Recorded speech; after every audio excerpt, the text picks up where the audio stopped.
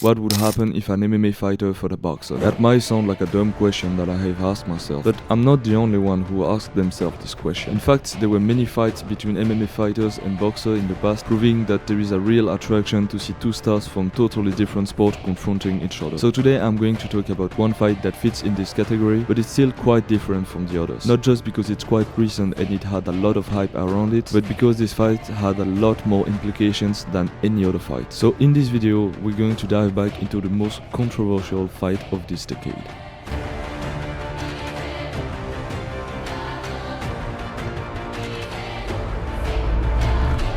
First, we will need to understand why this fight had a lot more implications than any other fight. But before, I will need to introduce you to the two fighters. And we'll start with Francis Ngannou. Francis was born in 1986 in Bati, a small town in Cameroon. He lived in poverty and had to leave school to start working in a sand quarries to support him and his family. I was about 10 years old when I started that, because I was in the village and where I grew up.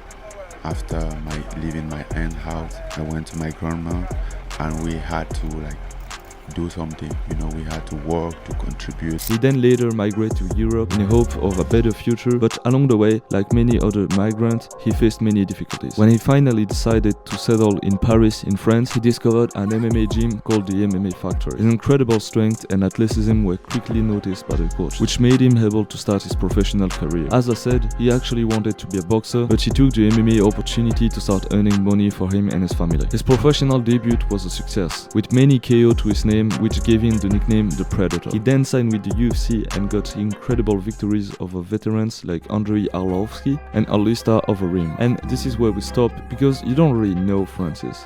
Sure, he's a good MMA fighter, he's a good MMA debut, but it's like many others, so I'm going to present him to you in another way.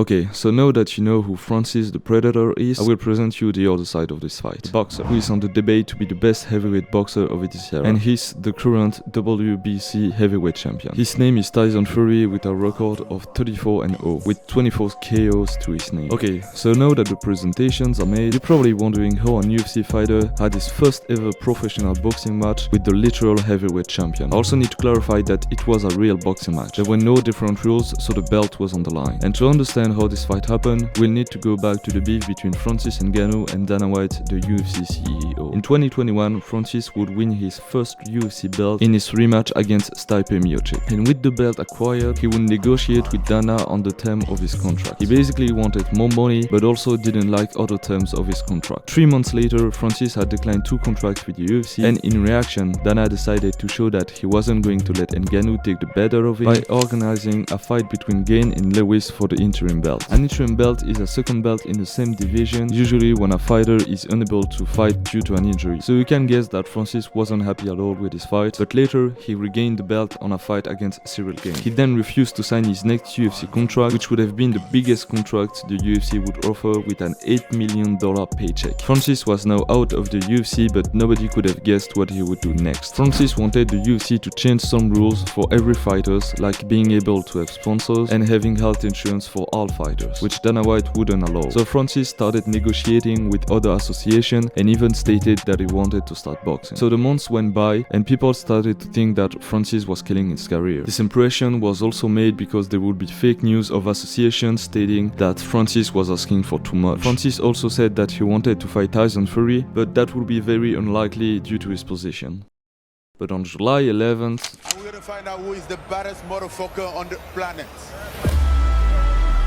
Francis proved everyone wrong again. This move proved that Francis was really more than just a fighter, and that if fighters wanted to use leverage for their contract, they could. The exact paycheck of this fight is unknown, but his manager stated that he would make way more in this singular fight than this entire UFC career. But there's one last thing I need to talk about for this fight, and it's the result.